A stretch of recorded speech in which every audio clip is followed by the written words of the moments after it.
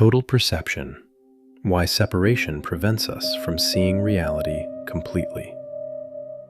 What if the greatest limitation of human perception is not our eyes, not our intelligence, not even time, but separation? What if we never truly see reality as it is, because we divide everything into fragments? Me and you, mine and yours, us and them. And once this division begins, our perception becomes incomplete, distorted, biased, broken. Today, we explore why total perception of reality becomes impossible as long as the human mind exists in separation. The invisible division. From childhood, we slowly learn to divide the world into two categories: what belongs to me and what does not. My family, my beliefs, my success, my religion, my nation, my pain. And everything outside that boundary becomes the other. This division appears harmless, but the moment perception becomes personal, it stops being complete. We no longer see reality as it is. We see reality through ownership, attachment, fear, and preference. A parent watching a school performance does not really observe the whole performance. Their eyes search only for their child. A political supporter no longer evaluates facts objectively. They defend what feels emotionally theirs. Even our possessions transform our perception. A rented house may remain emotionally distant for years, but a newly purchased car becomes precious within hours. Why? Because attachment is not created by proximity. It is created by identification. We value what we psychologically absorb into ourselves, and once something becomes mine, perception becomes biased.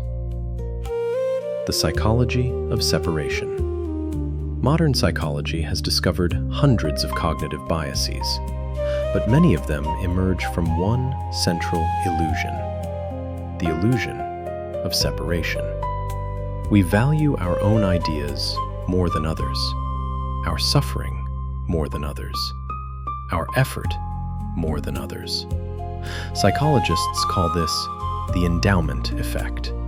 People assign greater value to things simply because they own them. When people succeed, they credit their intelligence and hard work. When they fail, they blame circumstances. This is called self-serving bias. When others make mistakes, we call them careless or irresponsible.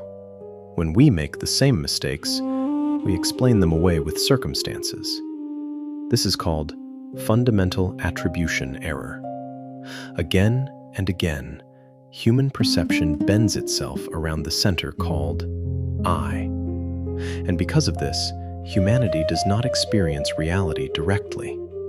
It experiences a personalized version of reality, a personal universe. The lost innocence. But strangely, we were not born this way. As children, we moved through life without psychological boundaries. We spoke freely, played freely, touched the world without calculation. A child does not deeply understand mine and not mine. The world feels open, unified, alive. But slowly, conditioning begins.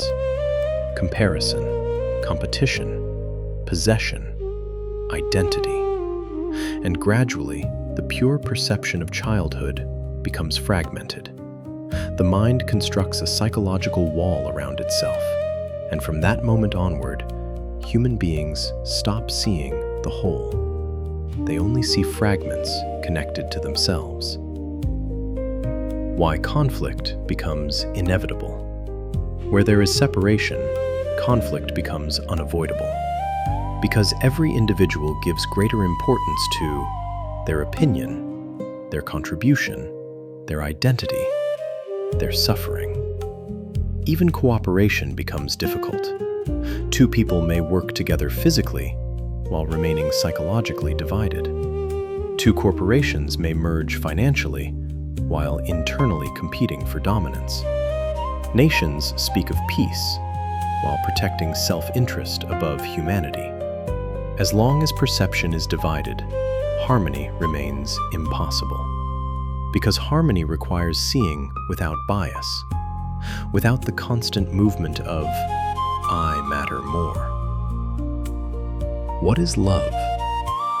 Perhaps this is why true love is so rare.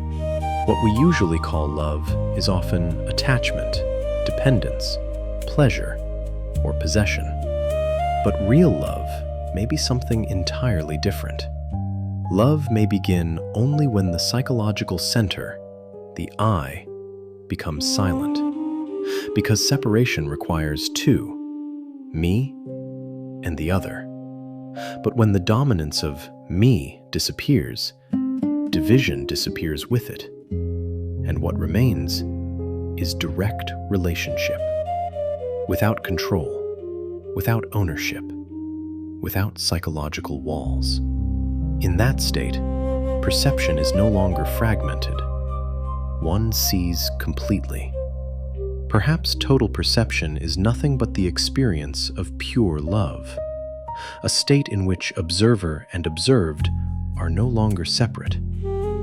Humanity has mastered science, technology, and information, but inwardly, we continue to live in division.